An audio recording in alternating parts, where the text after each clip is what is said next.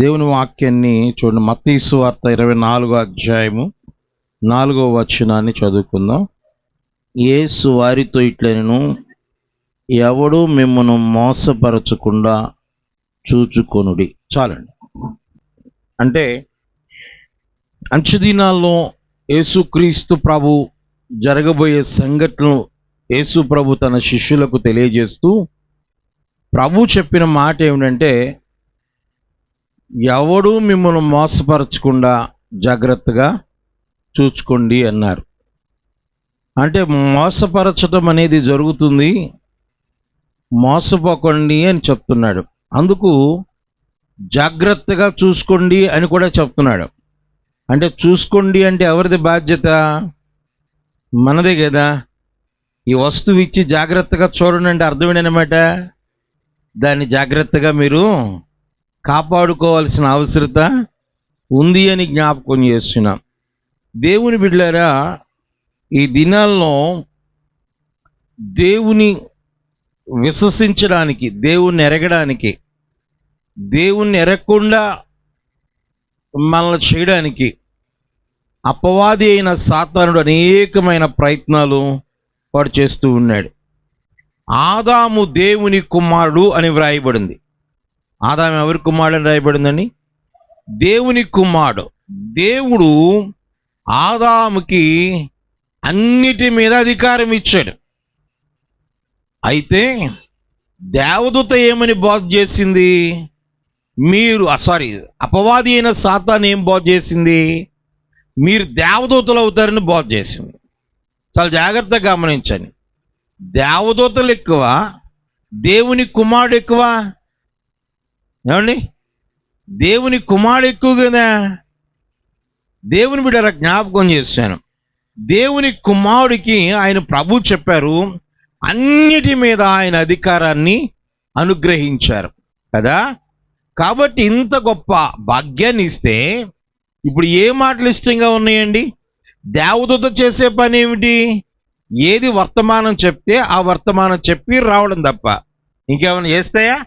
లేకపోతే దేవుని సన్నిధిలో ఉండి దేవుని స్తుతించడం, ఆరాధించే పని తప్ప, లేదా దేవదూతలు ఒకవేళ ఏదైనా పని చెబితే ఆ పని చేయడం తప్ప ఇంకేమీ లేదు. అలాంటి దేవదూతలు అయిపోతారని చెప్తే దేవుని మాట కంటే అపవాది అయిన సాతాను మాట చాలా ఇష్టంగా అయిపోయింది. ఏది దేవుడు తినొద్దన్నాడో ఆ పండుని తిన్నాయి. అంటే అపవాది అయిన సాతానుడు మొదటి నుండి వాడు మోసము చేయుచున్నాడు. అంటే అపవాది ఎవరన్నమాట అండి?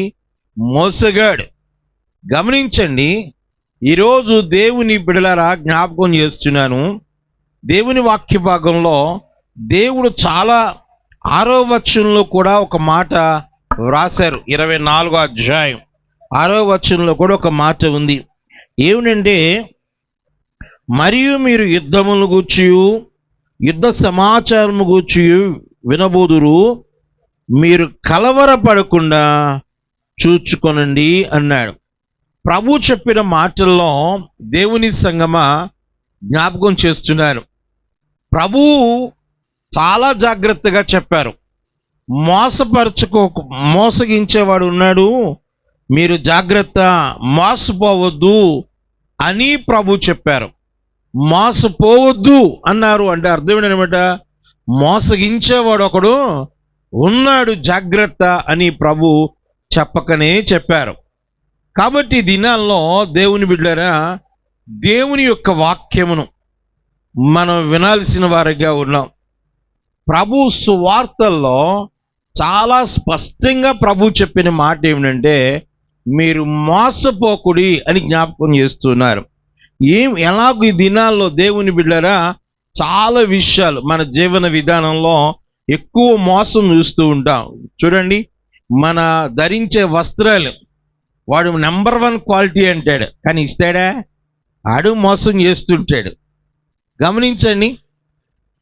అలాగే మనకి ఒకవేళ ఖర్చులు అమ్మేవాడు, దానిలో కూడా ఫస్ట్ క్వాలిటీ సార్ అంటాడు, కానీ ఆడు ఫస్ట్ క్వాలిటీ ఇవ్వడు. అంతా మోసమే. అలాగే మనం తీసుకుంటున్న ఆహారం అంతా కల్తీయే, మోసమే. గమనించండి, మన జీవన శైలిలో చాలా వరకు ఎలా మోసం చేశారు. ఒకసారి నా కారు ఇంజిన్ ఆయిల్ మార్చవలసి వచ్చినప్పుడు ఇంజిన్ ఆయిల్ ఫిల్టర్ ఉంటుంది. నేను చెప్పాను కంపెనీ తీసుకొచ్చేవి మధ్యలో, ఎందుకంటే మాకు తింటాక లేకపోయినా కారు జాగ్రత్తగా ఉండాలి, ఎందుకంటే ఏ టైంలో ఎటు వేళలో చాలా ప్రయాణాలు చేస్తూ ఉంటాం. అది ఎండైనా వానైనా చలికాలం ఆగకూడదు ఈ కారు మాత్రం, అది జాగ్రత్తగా చేయి, అన్నీ కూడా కంపెనీ తీసుకొచ్చాయని మరీ చెప్తే వాడంతా కూడా నాకేం చేశాడే, కంపెనీ సామాన్లు వేసిన రేట్ వేసి నాకు స్లిప్ ఇచ్చాడు, బిల్ ఇచ్చాడు. ఓకే, తర్వాత ఏంటో ఇబ్బంది పెట్టింది కొంత తిరిగిన తర్వాత. నేను చెప్పాను మరలా వేరే విజయవాడ వచ్చినప్పుడు అక్కడ షెడ్లోకి తెలిసిన మెకానిక్ చెప్పాను, బాబు అదే చూడు కొద్దిగా ఇబ్బంది పెడుతుందని. చూస్తే అవన్నీ చూసి సామాన్లు అంటే పాస్టర్ గారు అన్ని డూప్లికేట్ వేసాడండి అన్నాడు. వాడు నాకేం చెప్పాడంటే, పాస్టర్ గారు మీరు పాస్టర్ గారని అన్నీ మంచిగా వేస్తున్నారండి అన్నాడు నాతో. చివరికి పాస్టర్ గారిని కూడా మళ్ళీ పైగా చెప్పి మీరు పాస్టర్ గారని అన్ని మంచి సామాన్లు వేసాను అయ్యారు అని బిల్లు మళ్ళీ పైగా అన్నీ కూడా కంపెనీ రేట్లు వేసి బిల్లు ఇచ్చాడు. తీరా వాడు ఎందుకు ఇబ్బంది పెడుతుందని నేను విజయవాడలో చూపించి మరలా తీస్తే, పాస్టర్ గారు అన్నీ డూప్లికేట్ సార్, ఒక్కడి కంపెనీది లేదండి, చూడండి సార్ ఇవన్నీ ఫలానా కంపెనీ. నేను నమ్మి వాడికి అప్పగించేసి వెళ్ళిపోయాను. కానీ వాడు ఏం చేశాడు, నన్ను మోసం చేశాడు. ఇలాగూ వస్త్రాల్లో జీవన శైలిలో చాలామంది మనల్ని ఏం చేస్తారంటే మోసగిస్తూ ఉన్నారు. దేవుని బిడ్డనే ఇలాగ మోసగిస్తూ ఉండంటే ఇంకొక విషయం చెప్పినా, ఈరోజు భార్యలు భర్తను భార్యలు మోసగించుకునే వారికి కూడా లేకపోలేదు. అలాగే పిల్లలు చాలామంది అమ్మ నాన్నలను మోసం చేస్తారు, భలే మోసం చేస్తారు ఏదో ఒక రకంగా. ఆ మోసం చేయడానికి అబద్ధాలు చెప్తూ ఉంటారు. మోసం చేయాలంటే ఏం చేయాలండి? అబద్ధాలు చెప్తూ ఉంటారు. అబద్ధానికి జనకుడు ఎవరండి? అపవాది అయినా సాతాను. మోసగాడు సాతానుగాడే, వాడిదే లక్షణం. ఆ లక్షణాలు అన్నమాట ఇవన్నీ కూడా. దేవుని బిడ్డరా, ఇప్పుడు మేము అబద్ధం ఆడట్లేదండి, మోసం చేయడం లేదండి అన్నోళ్ళు ఉన్నారా? అంటే ఇప్పుడు మనం ఎవరికి దగ్గరలో అనమాట మీకు అర్థమవుతుందా? ప్రభు చెప్పారు చాలా స్పష్టంగా, మోసపోకుడి అన్నాడంటే మోసగించే పరిస్థితులు ఉంటాయి. ఎలా ఈరోజు దేవుని విషయంలో జరుగుతున్న విధానాలు ఒక మాట చూద్దాం. బైబిల్ గ్రంథంలో ఇర్మియా గ్రంథము 29వ అధ్యాయం 8వ వచనం. ఇర్మియా గ్రంథము 29వ అధ్యాయం 8వ వచనం. ఎవరైనా చదవగలిగిన వాళ్ళు కొంచెం త్వరగా సహాయం చేయండి. చదువమ్మా. ఇలాగు సెలవిచ్చుచున్నాడు, ప్రవక్తల చేతనైనను మంత్రజ్ఞుల చేతనైనను మీరు మోసపోకుడి. గమనించండి, ఎవరు మోసం చేసి దేవుని విషయంలో? ప్రవక్తలుగా అయినను తర్వాత మంత్రజ్ఞులైనను వారి చేత ఏం చేయమంటాడండి? మోసపోకుడి అని అంటున్నాడు. అంటే ప్రజల్ని ఈరోజు దేవుని విషయంలో కూడా మోసం చేస్తున్న పరిస్థితులు మనం చూస్తూ ఉన్నాం. ప్రియ దేవుని బిడ్డరా, జ్ఞాపకం చేస్తాను. మాకు నూజివీడులో మా ఇంటి కాస్త బయట ఉంటుంది, అంటే ఊరికి చివర ఉంటుంది, హైవే మెయిన్ రోడ్డు పక్కన, నూజివీడు విజయవాడ మెయిన్ రోడ్డు పక్కన ఉంటుంది మా చర్చ్. దానికి కొంచెం ఎదురుగా ఖాళీ స్థలం ఉంటుంది. ఈ ఖాళీ స్థలంలో చాలామంది ఈ గుడారాలు వేసుకుని బ్రతుకుతూ ఉంటారు. ఒకసారి గుడారాలు వేసుకున్న వాడు ఉదయాన్నే రెడీ అయిపోతున్నాడు. ఆ చెట్టు దగ్గర చిన్న అద్దం పెట్టుకుని ఆ చెట్టు కింద కూర్చుని నామాలు కొంచెం ఒంటికి అవి రాసుకుంటున్నాడు. కొత్త బండి వేసుకుని వెళ్ళిపోతున్నాడు. వెళ్తున్నాడు, సాయంత్రానికి వస్తున్నాడు హ్యాపీ. నేను ఒక రోజు 2-3 రోజులు అయింది, మా ఇంటి ముందే ఉన్నారు కాబట్టి నేను చూసే మాట్లాడుతూ, ఏం బాబు ఏం చేస్తారు మీరు అన్నాను. ఏం లేదు సార్, జాతకం చెప్తావు అన్నాడు. ఓహో అలాగా అన్నాను. ఎలా చెప్తారు అన్నాను. మరి మీకు ఎట్లా తెలుసు ఏం చెప్తారంటే, మేము ఏదో జాతకాలు చూస్తాం అనుకుంటూ వెళ్తామండి, ఆ వెళ్ళే దగ్గర ఎవడో ఒకడు దొరుకుతాడు, ఆ దొరికేవాడు 10 మాటలు చెప్తాం, అలాగుంది ఇలాగుంది ఇలా. ఈ 10 మాటల్లో ఏదోడు అన్నాడా ఆడు మాకు దొరికినట్టే అన్నాడు. నాకు తెలియదండి, ఆయన చెప్పాడు కాబట్టి చెప్తాను. ఆడి 10 మాటల్లో నీ ఇంట్లో అట్లా ఉంది, నీ భార్యకి ఎట్లా ఉంది, నీ పిల్లలు ఎలాగ ఉంది కదా, నీ కుటుంబాలు ఎలాగ ఉన్నాయి కదా, నీ పొలం ఏదో ఒకటి చెప్తాడు. ఈ 10 ఆటలు ఏదో ఒక సమస్య ఉంటుంది కదా, ఆ సమస్యకి అన్నాడా ఇక ఆడు దొరికినట్టేనంట. అప్పుడు చెప్తాడంట, ఇదిగో ఈ దేవత పని చేస్తుంది, లేకపోతే మీ ఇంట్లో ఈ దెయ్యం ఇలా పని చేస్తుంది అంట మొదలెడతాడంట. చెప్పి కాళ్ళకి చెప్పినప్పుడు, మరి ఇది పోవాలంటే నేను ఎందుకు మీకు పూజ చేసేస్తాను, చేస్తే మీకు అది పోద్ది అని చెప్తాడంటే అండి. ఏమో అలా చెప్తే నమ్ముతారంటే? దెయ్యం ఉందంటే ఎవడండి భయపడండి ఈరోజు? దేవుడికి భయపడరు కానీ జనాలు దెయ్యానికి భయపడతారండి. నీకు దెయ్యం ఉందిరా అంటే చాలు, అరే దేవుడు ఉన్నాడు అంటే భయపడ్డు, కానీ దెయ్యం ఉంది అని అంటే మాత్రం ఆడు భయపడి చేస్తాడండి. ఎవరికి భయపడినా భయపడకపోయినా చివరికి దేవుడికి భయపడిపోయినా ఎవరికి భయపడతాడండి? పని చేస్తుంది లేదా దాదాపు అని అంటామండి, అంతే ఆడు మా చేతికి దొరుకుతాడు అన్నాడు. మరి ఏం చేసి మేము చేయాల్సింది ఏదో చేసుకుంటాం, ఆడు దొరుకుతాడు. కాస్త పర్లేదు అనుకుంటే కనీసం ఒక 50,000 అవుతామండి అన్నాడు. సామాన్యుడిది అంటే ఒక సామాన్యుడు అంటే 10,000 అంటండి వాళ్ళు టార్గెట్. ఇవి నేనేమని చెప్పడా కాదు, మా ఇంటి ముందోడు చెప్పాడు, నేను చెప్తున్నాను అంతే. నాకు తెలియదు ఆ సంగతులు, ఆయన చెప్పే వరకు కూడా నాకు తెలియదు ఎలా చేస్తారా ఇది ఒకటి ఉందా అని. గమనించండి, అంటే ఏం చేస్తున్నాడు అనమాట ప్రజల్ని. ఈరోజు నీ కుటుంబంలోకి శాంతి జరగాలి, నీ బాధలు పోవాలంటే ఇలా చేయాలి అని ఒకవేళ ప్రవక్తలుగా ఉన్నవారైతే అంటండి ఆ దినాల్లో, అలాగే మంత్రజ్ఞులు ఒక పక్కన ప్రజల్ని ఏం చేస్తున్నారంటండి చెప్పాలి, మోసం చేస్తున్నారు. సత్యదేవుణ్ణి ఎరగక ఈరోజు ఇలా చేస్తే నీకు అలా జరుగుద్ది, ఇలా చేస్తే అలా జరుగుద్ది అని చెబుతూ ఈరోజు ప్రజలు దేవుని యొద్దకు రాకుండా, వెలుగు యొద్దకు రాకుండా, సత్యాన్ని ఎరగక చాలామంది ఇంకా ఇలాంటి వారి వలన చీకట్లోనే ఉంటూ ఉన్నారు. దేవుని బిడ్డలారా జ్ఞాపకం చేస్తున్నాను, ఒకవేళ ఏవి ప్రభావం చేసి నీ జీవితంలో ఇంకా మోసపోతూ జీవితాన్ని నిత్య నరకానికి వెళ్ళిపోవడానికి, పాడు చేసుకోవడానికి నీ జీవితాన్ని ఒకవేళ ఉంటే, యేసుక్రీస్తు ప్రభువు ఈ దినాన గొప్ప అవకాశాన్ని మీ జీవితాలకి అనుగ్రహించబోతున్నారు. దేవుని బిడ్డలారా జ్ఞాపకం చేస్తున్నాను, ఇంకా అపవాది అయిన సాతాను ఎలాగ మోసగిస్తున్నాడు మన బైబిల్ గ్రంథంలో చూడగలిగితే చూడండి దయచేసి. కొరింథీయులకు రాసిన మొదటి పత్రిక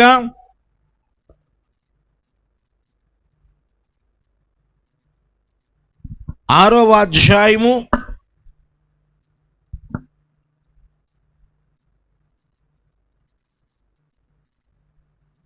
9వ వాక్యం.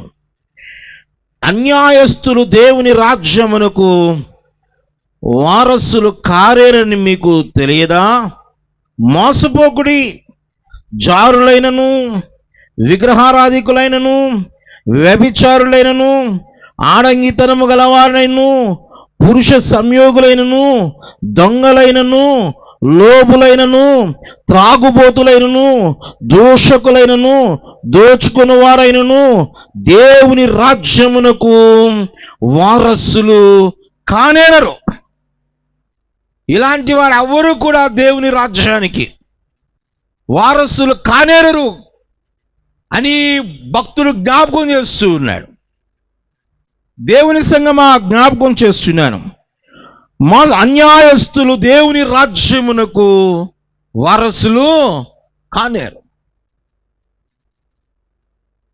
దేవుని రాజ్యానికి దేవుణ్ణి మానవుడు కలిగి ఉండాలి, మోసపోకుండా బ్రతకాలి అని అంటే ఈరోజు ఈ లక్షణాలు ఉంటున్నాయి. ఈ లక్షణాల్లో అపవాది అయిన సాతానుడు ఈ లోక వీరేది ప్రేరేపింప చేస్తున్నాడు. దేనికంటే అండి, దేవుని వాకి మోసపోకటి జారులైనను, విగ్రహారాధికులైనను, వ్యభిచారులైనను, ఆడంగితనము గల వారైనను, పురుష సంయోగులైనను, దొంగలైనను, లోబులైనను, త్రాగుబోతులైన, దూషకులైన, దోచుకొని వారైన దేవుని రాజ్యానికి వారసులు కాదు. దేవుని బిడ్డలారా, ఆలోచన చేయాలి. ఇంకా ఈ లక్షణాలు ఒకవేళ ఉంటే, ఎందుకంటే ప్రతిదీ వివరించడానికి నాకు సమయం లేదు, మీరు వింటున్నారు కాబట్టి అందుకనే రెండవసారి మీకు చదివి నేను వినిపించడం జరుగుతుంది. గమనించండి దేవుని బిడ్డలారా, దొంగలు, లోబులు, త్రాగుబోతులు, దూషకులు, దొంగలు, పెద్ద పెద్ద దొంగలు చేయకపోయినా చిన్న చిన్న దొంగతనాలు చేసేవాళ్ళు ఉంటారు. అమ్మ నాన్నలకు తెలియకుండా పెళ్ళిళ్ళు, భర్తలకు తెలియకుండా భార్యలు, సిస్టర్స్ కదా. అలాగే భార్యలకు తెలియకుండా భర్తలు. దేవుడు అన్నాడు అరమరిక లేకుండా ఉండాలంటే అన్ని అరమరికలు, అన్నీ మడతలే, అన్నీ ఏదో ఒకటి. ఇలాంటి కూడా దేవుని రాజ్యానికి ఏం కారంటే అండి, వారసులు అంటే ఎవరి స్వాధీనంలో ఉన్నామన్నమాట. ఇంకా అపవాది అయినా సాతాను మోసగిస్తున్నాడన్న సంగతి మర్చిపో. దేవుని బిడ్డలారా, జ్ఞాపకం చేస్తున్నాను, ఎవరికి తెలియదు అనుకోవచ్చేమో కానీ దేవుడు చూస్తున్నాడు. మోసపోవద్దు. మేము చదువుకునేటప్పుడు మాకు ఇంట్లో, అంటే ఇప్పుడంటే అన్నీ టిఫిన్ సెంటర్లు వచ్చేసినాయి, ఏది ఇంట్లో చెప్పినా బజార్కి వెళ్ళి తెచ్చుకోండి అని అంటున్నారు. మరి అప్పుడు బజార్లకి వెళ్ళడానికి తెచ్చుకోవడానికి ఏమి ఉండేవి కాదు. మేము స్కూల్ నుంచి వచ్చిన తర్వాత ఇంట్లోనే మాకు స్నాక్స్ ఏర్పాటు చేసేవాడు మా అమ్మగారు. అవి కొన్ని ఉండేవి, అవి స్కూల్ నుంచి రాగానే పెడుతూ ఉండేవారు. అదొక అలవాటు ఇంట్లో, బయటికి వెళ్ళడం అలా తినడం అనేది లేదు. దాని మీద ఏమిటంటే మాకు ఇలా కొంచెం చాలా పెద్ద వాకిలి అంటారు, అదే ఖాళీ స్థలం ఉండేది మా ఇంటి ముందు. సాయంత్రం అయ్యేపాటికి సహజంగా స్త్రీలు ఏం చేస్తారండి, వాకిలి ఊడ్చుకుంటూ ఉంటారు. అది జరుగుతుంది. మేము స్కూల్ నుంచి వచ్చిన తర్వాత నాకు బ్రదర్ ఉన్నారు, మా తమ్ముడు కాపలా అనమాట. ఏమిటంటే ఆడు గుమ్మం దగ్గర కాపలా ఉండేవాడు. నేను లోపలికి వెళ్ళి గవ్వబరు స్వీట్లో వాటి ఏదోటి నోట్లో ఆడు కాపలా అనమాట. ఇక్కడ నేను అయిపోయాగానే మావాడు ఆడు అనేవాడు, అంటే వచ్చే లేకపోతే అమ్మ వస్తుందని సైగాడనమాట. ఆయన అనగా నేను గబాబా వచ్చేసేయాలి, లోపల బయటకు వచ్చేయాలి. అలాగే వాళ్ళ లోపల ఉన్నప్పుడు నేను కూడా సైగ చేయాలన్నమాట, అంటే అమ్మ లోపలికి వస్తుందిరా వచ్చేయని చెప్పడానికి. ఒకరోజు ఏం జరిగిందంటే ఆడేదో ఆడుకుంటూ మావాడు మా అమ్మగారు రావడం మర్చిపోయి ఆమె గుమ్మంలోకి వచ్చేసింది. ఇడోహం అల్లా ఏవాళ్ళు అదే లోపలికి వచ్చి తిట్టేవాళ్ళని. ఈ గుమ్మంలోకి వచ్చాక అమ్మని అల్లాడు, నోట్లో పెట్టుకున్నప్పుడు అసలు అడ్డు పెట్టుకుని ఎలాగా వేసుకుని కబాబు ఏం ఎర్రనోళ్ళగా దక్కు మింగేసి వచ్చేప్పటికి ఈ ఎలాగనేది తినేది ఉంది, ఈ బొక్కకిల్లు అంటుకుంది. ఇక్కడ ఇలాగనేసి వచ్చాం, ఎవరో చూడట్లేదు. కబాబు మింగేసి గట్టి కష్టం మీద ఇక నవ్వడం లేదు, మింగేసి ఏమారు వచ్చారు నిలబడి మామూలుగా. మా అమ్మగారు గామ చూశారు, ఏరా మా ఓడి దెబ్బ, ఏమిరా నువ్వు ఇప్పుడేంటిరా ముందుగానే చెప్పొచ్చు కదరా అంటే చూడలేదన్నయ్య అన్నాడు. సరే అయిపోయింది. మా అమ్మగారు ఆమె అలవాటు ప్రకారంగా మాకు స్నాక్స్ పెడుతూ నెమ్మదిగా వచ్చాను. ఏరా పెద్దోడా దొంగతనం చేసేందుకు అడిగితే ఇస్తా కదా అందంతే. నాకు అర్థం కాలే, నేను దొంగతనం చేసేయండి మా అమ్మగారా నువ్వేం చెప్పాను, నేను చెప్పలేదన్నయ్య. మరి నేను తినేది ఎవరికి తెలీదు, అమ్మ నేను నువ్వే ఉన్నావు, మన ఇద్దరు చెప్పకపోతే అమ్మకి నేను దొంగతనంగా తిన్నానంటే తెలిసింది. తెలియదు ఏంది ఇట్లా అనుకున్నది చూసారా, ఇక్కడ అంటుంది ఆ సంగతి నాకు ఎవరికి తెలుసు, ఆవిడ చెప్పలేదు, నేను చూసుకోలేదు, ఎవరు. అందుకని బైబిల్ చెప్తుంది నీ పాపము నిన్ను పట్టుకో. అనుకుంటే ఎవరికేం తెలియదు అనుకుంటాం. మనం మోసం చేస్తున్నా ఎవరికి తెలియదు అనుకుంటాం. నా అంత తెలివి ఎవరికి లేదు, నేను మోసం చేస్తున్నాను కాబట్టి. మోసం చేయడంలో అంత ఎక్స్పర్ట్ ఎవరు లేరు కాబట్టి నేను అనుకోవడం. బిళ్ళరా, మాకు సామెత ఉంది, తాడి దన్నా ఉంటే దాన్ని తలదన్నోడు ఒకడు ఉంటాడంటే. మోసపోవద్దు. దేవుని వాక్యం జ్ఞాపకం చేస్తుంది, ఈరోజు చాలా విషయాల్లో మోసగిచ్చేస్తాడు సాతానుడు. ఈ అపవాది అయిన సాతాను చేతిలో ఉండి దేవుని బిడ్డరా మోసపోవడానికి చాలా పరిస్థితులు ఏర్పడుతున్నాయి. ఈరోజు భక్తి జీవితంలో ఒకవేళ విశ్వాసులుగా మనందరం ఉన్నాం. నేను జ్ఞాపకం చేస్తాను, నేను ఇది అడగడం నాకు అలవాటు. ఎందుకంటే ఇది నేను నేర్చుకున్నాను అనడం. ఉదయాన్నే ప్రతి విశ్వాసికి వ్యక్తిగత ప్రార్థన ఉండాలి. ప్రార్థన చేస్తున్నారా అమ్మా? వింటున్నారా? నాకు చూడండి కాస్త. నేను కూడా నా అంగ కూడా చూడకపోతే ఇక ఆ యేసేపు గారు వాళ్ళు వచ్చి నిలబడితే ఏం కనపడతారు వాళ్ళు? గమనించండి దేవుని బిడ్డలేనా, గమనించండి, వ్యక్తిగత ప్రార్థన ఉండాలి. రెండవది, విశ్వాసి జీవితంలో రక్షించబడిన కుటుంబంలో కుటుంబ ప్రార్థన ఉండాలి. ఏముండాలండి? కుటుంబ ప్రార్థన ఉండాలి. వ్యక్తిగత ప్రార్థన లేదు అని అంటే నిన్ను సాతాను మోసగిస్తున్నాడు. ప్రార్థించేటప్పుడు కూడా ఒక మాట జ్ఞాపకం చేస్తాను, నీవు ఒక సమయం పెట్టుకొని ప్రార్థన చేయాలి. అంతేగాని నీ కుదిరినప్పుడు ప్రార్థన చేస్తానంటే అది కరెక్ట్ కాదు, బైబిల్ ఒప్పుకోదు. నేను లెగిసినప్పుడు ప్రార్థన చేసుకుంటానంటే అది కుదిరేది కాదు, వాక్యం ఒప్పుకోదు. యేసు పెందల కాడనే లేచి ఆయన ప్రార్థన చేశాడు. ఆయన మన దేవుని పిల్లలు వేకువనే లేచి ప్రార్థన చెయ్యాలి. వ్యక్తిగత ప్రార్థన అవసరం. ప్రార్థన నువ్వు దేవునికి అప్పగించుకుంటే దేవుని నడిపిస్తాడు.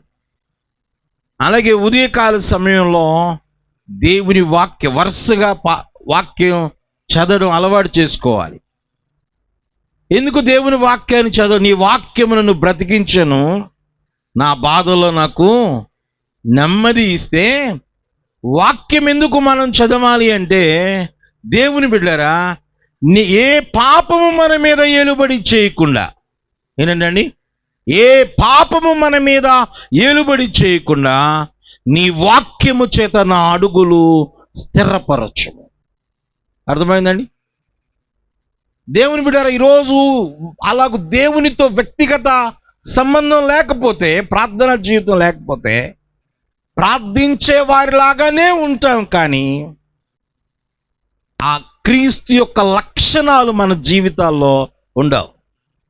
కోపాలు ఉంటాయి, ద్వేషాలు ఉంటాయి, గొడవలు ఉంటాయి, సమస్యలు ఉంటాయి, క్షమించడం ఉండదు, దయ ఉండదు, కనికరం ఉండదు, ఈ లక్షణాలు ఉండవు. అపవాది అయిన సాతాను ఏ లక్షణాలు ఉన్నాయో అవన్నీ కూడా మనలో ఉండిపోతాయి. దేవుని బిడ్డలారా, జ్ఞాపకం చేస్తున్నాను,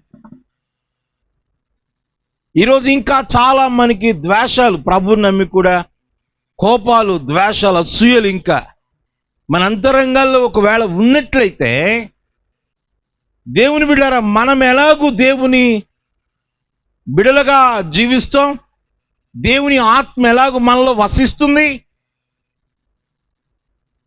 ఇలా దేవుని పిల్లల్ని కూడా అపవాది అయిన సాతానుడు మోసగిస్తూ ఉన్నాడు.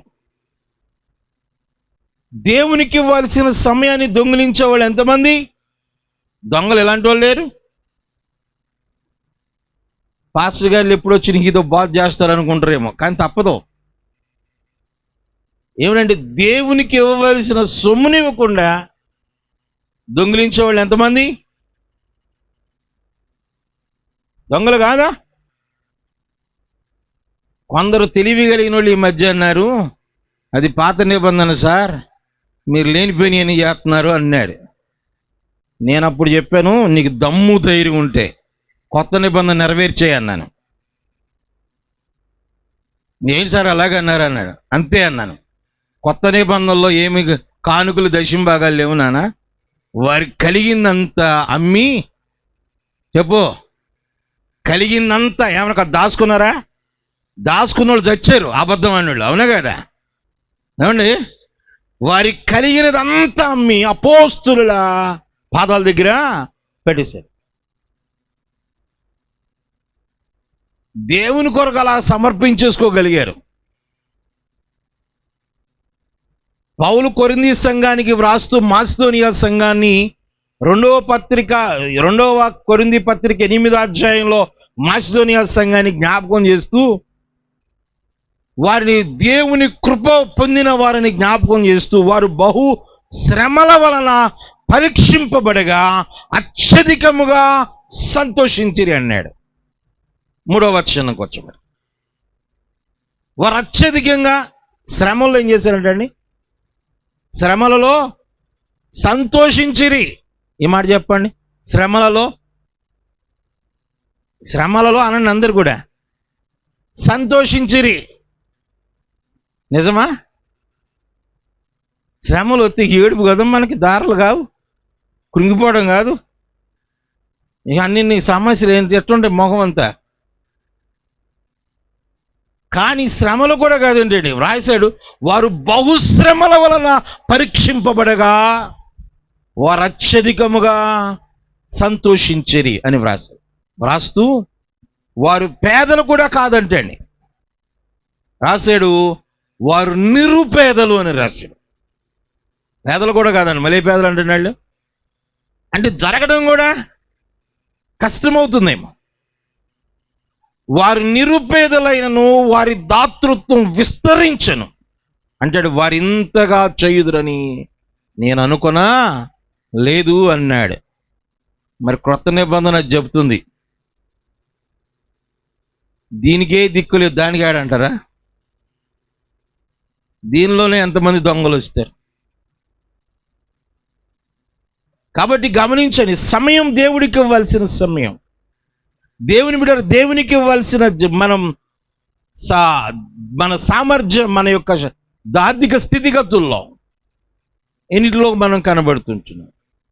అలాగే ఆరాధించవలసిన సమయం ఎన్ని ఆరాధనలు ఎగ్గొట్టేసి ఉంటాము, ఎన్ని దొంగతనాలు చేసి ఉంటాము, ఇలాగే కాదు దేవుని బిడ్డలారా, చాలా విషయాల్లో గమనించాలి. దొంగలు, తర్వాత దేవుని బిడ్డరా దేవుని రాజ్యానికి ఏమవరంటండి? అబద్ధికులు. ఎన్ని అబద్ధాలు! మోసగాళ్ళు, కోపస్తులు పోతారా? ఇవన్నీ దేవుడు జాగ్రత్త, సాతాను మిమ్మల్ని అంచె దినాల్లో మోసగిస్తాడు. ఈ విషయాల్లోనే మీకేం పెద్ద పెద్ద పాపాలు కనపడి నేను చేయట్లేదు అన్నట్టుగా ఉంటాయి, కానీ చిన్న చిన్న లోపల ఉంచుతాడు వాడు. బయటికి కనబడే పాపాలు మనకి ఏమీ లేవు అన్న భ్రమలో ఉంచుతాడు. నీ అంతరంగంలో కనబడని పాపాలు నీలో ఉంచేస్తాడు. నిన్ను అలా ఉంచి మోసగిస్తూ దేవునికి దూరం చేస్తూ ఉంటాడు. కాబట్టి అందుకు ప్రభు జ్ఞాపకం చేస్తున్నాడు. ఇంకొక వచనం కూడా చదువుదాం, దేవుని సేవకులకు మనం సమయం అప్పగించాలి. గమనించండి, 1 కొరింథీయులకు రాసిన అదే పత్రిక కొరింథీయులకు రాసిన 15వ అధ్యాయము 33వ వచనం. 15వ అధ్యాయం 33వ వచనం. దుష్ట సాంగత్యము మంచి నడవడిని చెరుపును.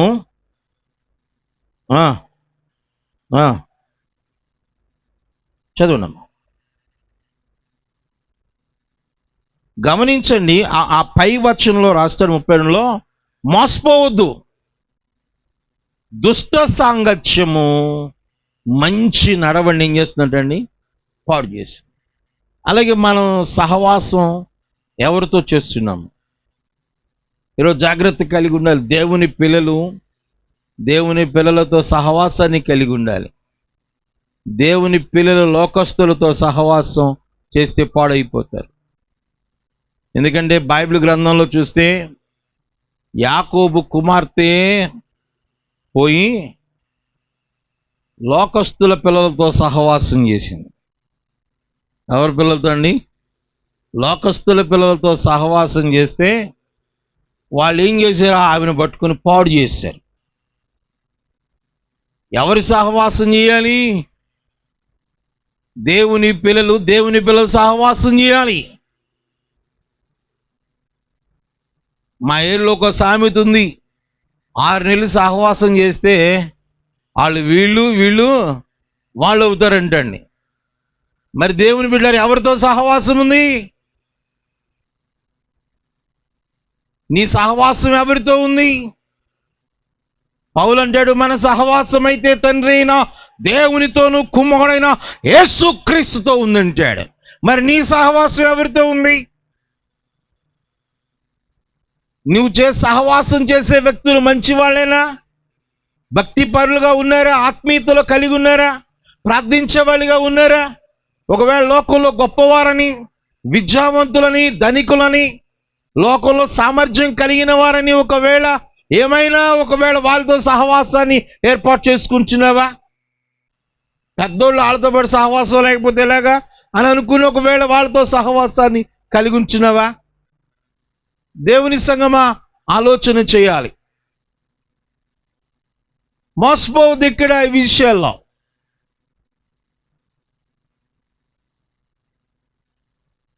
అపవాది అయిన సాతానుడు చాలా మోసగిస్తూ ఈరోజు భక్తి జీవితాన్ని పాడు చేస్తున్నాడు.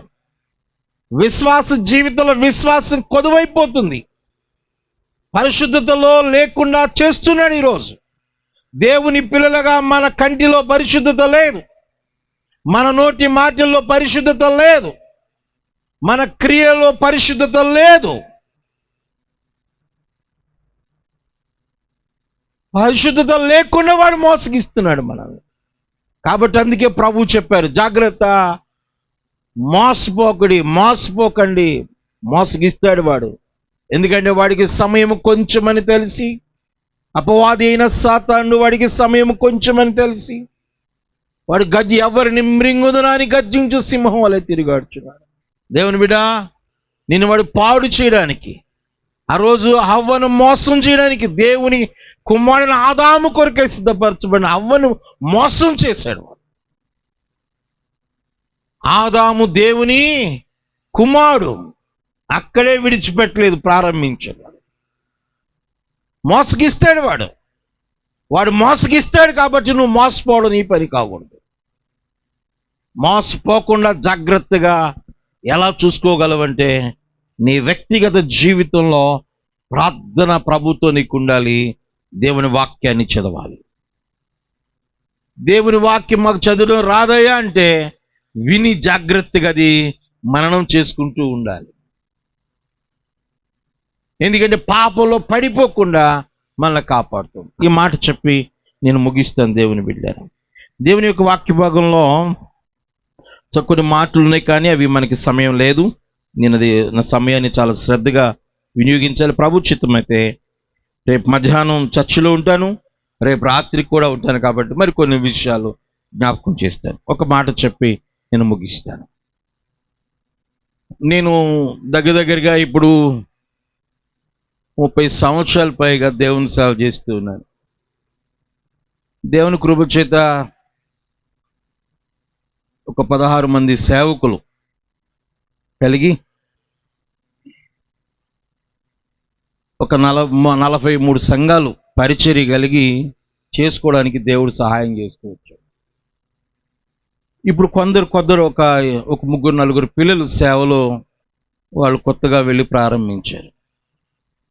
పరిచర్య చేసుకోవడానికి దేవుడు సహాయం చేస్తున్నారు. నాది పౌలుకున్న దర్శనం, సంఘాలని కట్టడం, అవి అప్పగించడం, బలపరచడం. ఈ మధ్య కాలంలో నేను సంఘాలు కట్టడం ప్రారంభించాను. నేను ఓన్గా అదే పని చేశాను. ఏదో ఒక విషయం ప్రభుని అడిగితే ప్రభు చెప్పిన మేరకు ఒక 2 పనులు చేసుకున్నాను. అని సంఘాలు నాకున్నవన్నీ కూడా అప్పగించేశాను. కట్టినవన్నీ కూడా ఒక 2 సంఘాలు నేను చూస్తున్నాను. దేవుని బిడ్డలారా, ఇంత పరిచర్య కొన్ని 100 మందికి బాప్తిస్మాలు ఇవ్వడానికి దేవుడు సహాయం చేశాడు. సహవాసంలో. ఇంతగా జరిగినప్పటికీ, అంటే ఇది కొద్ది 15 సంవత్సరాలు అయిపోయిందిలేండి. ఆ 15 ముందు మాట చెప్తున్నాను. అంతకుముందు ఈ 15 సంవత్సరాలు కూడా ఆ మనసు అలాగే ఉంది నాలో అని చెప్తున్నాను. ఇంత సేవ చేస్తున్నా ఎవరో నాకు బాధ కలిగించారు, కొన్ని ఇబ్బందికరమైన పరిస్థితులు సేవలో తెచ్చారు. వాళ్ళని చూసేటప్పటికి మాత్రం నా లోపల మాత్రం ద్వేషం. అలాగే నేను ప్రేమ గురించి చాలా బోధ చేసేవాడిని, చాలా అద్భుతంగా చేయగలను. అంటే కొన్ని సందర్భాలు ప్రభు నడిపింపు మేర దేవుని ప్రేమ గురించి, ఆయన సిలువను జ్ఞాపకం చేస్తున్నప్పుడు అనేకులు రోదన చేసిన సందర్భాలు వర్తమానంలో చూడగలిగాను ప్రభు కృపలో. కానీ నా మనస్సులో మాత్రం ద్వేషం ఉంది. నేను బోధిస్తున్నాను, ఈయన ఆత్మ రక్షించగలిగాను, సంఘాలు కట్టగలిగాను, కానీ నా మనసులో ఉంది. ఒక దినాన యోహాను పత్రిక మరలా చదువుకుంటూ ధ్యానం చేస్తుండగా ఒక మాట మరలా నన్ను ఎందుకో, అక్కడ చాలా సందర్భాలు చదివాను కానీ అక్కడ ఆగింది. ఏమిటంటే, నువ్వు కనిపించే సహోదరుణ్ణి ప్రేమించలేనోడు కనబడని దేవుణ్ణి ప్రేమించునా అని చెప్పుట అబద్ధం అని వ్రాయబడింది. ఇప్పుడు నా తోటి సోదరుని ఏం చేస్తున్నాను, నాకు ఏదో బాధ కలిగించాడని పైకి బ్రదర్ వందనాలు బాగున్నారా, సిస్టర్ బాగుందా, పరిచయం బాగుందా అంటున్నా. లోపల ఈడు చేసిన పని ఎట్టండి అనుకున్నావు అనేది మాత్రం నా లోపల ఇందర ఫీలింగ్. అది పైకి మాత్రం బ్రదర్ హాయ్ బాగున్నారా అనేది మాత్రం ఇది ఎక్కడి నుంచి వచ్చేసేది. ఇది జరుగుతుంది. ఆ దినాన్న నేను ఎప్పుడైతే ఆ వాక్యం చదువుతూ ఉన్నానో ఎందుకో పరిశుద్ధాత్మ దేవుడు ఇక్కడ ఆగిపోయింది, ఇంకా ముందుకెళ్ళలేదు. అబద్ధికుడు అన్న మాట కనపడి అక్కడ ఆగిపోయింది. ఇప్పుడు అబద్ధికుడు జనకుడు ఎవడండి? అపవాదేనా? అంటే ఎవడు నడిపిస్తున్నాడు? నేను ఇప్పుడు అతనితో ప్రేమగా మాట్లాడగలుగుతున్నానా అంటే అబద్ధం అనేది నాలో పనిచేస్తుంది. నా మాటలో స్పష్టత లేదు. నేను పిలిచే పిలుపు మంచిగా లేదు. పైకి ఉన్నట్టుంది కానీ నా అంతరంగంలో మాత్రం లేదు. నేను వెంటనే ఆ దినాన్న మోకాళ్ళుని గుండెలు బద్దలయ్యేలాగా ఏడ్చాను. ఇన్ని సంవత్సరాలు ఇంకా అబద్ధికుడైన సాతానుడే నన్ను నడిపించాడా? ఇంకేముందండి? మా ఊర్లో ఒక సామెత అంటారు, ఇంత బతుకు ఇంటి వెనక తెచ్చినట్టు. ఇంత సేవ చేసి ఇంకా అబద్ధికుడు నాలో పని చేస్తున్నానంటే ఇప్పుడు ఎవరు పని చేస్తున్నారు? నన్ను ఎవరు నడిపిస్తున్నారండి? ఎవరు నడిపిస్తున్నారని? అబద్ధ లక్షణం ఎవరిది? దేవుడిదే? మరి దేవుడిది కాదు అయినప్పుడు నన్ను ఎవరు నడిపిస్తున్నాడు? ఇంకా నాకు స్థానం ఎవరికి ఇస్తున్నా నేను? ఆ రోజు గుండెలు బద్దలయ్యేలాగా ఏడ్చానండి. దేవుని దగ్గర ఒప్పుకున్నాను, ప్రభా క్షమించని ఆ సహోదరుడి దగ్గరికి వెళ్ళి క్షమాపణ కోరి, బ్రదర్ నా మనస్సులో ఇలాగ అనుకున్నాను, మీరు అలా చేసినందుకు బాధ కలిగింది, ఇలా చేశారని చెప్పేస్తే బాగుండేది, చెప్పలేక మీ విషయం నేను ఇలాగ చాలా బాధ కలిగి ఉన్నాను, నన్ను క్షమిస్తారా అని మాట్లాడి చేతులు పట్టుకుని క్షమాపణ అడిగి మళ్ళీ ఇంట్లోకి వచ్చి ప్రార్థన చేసుకున్న తర్వాత పరిశుద్ధాత్మ దేవుడు నా హృదయం ఎంత తేలిగ్గా చేస్తాడు.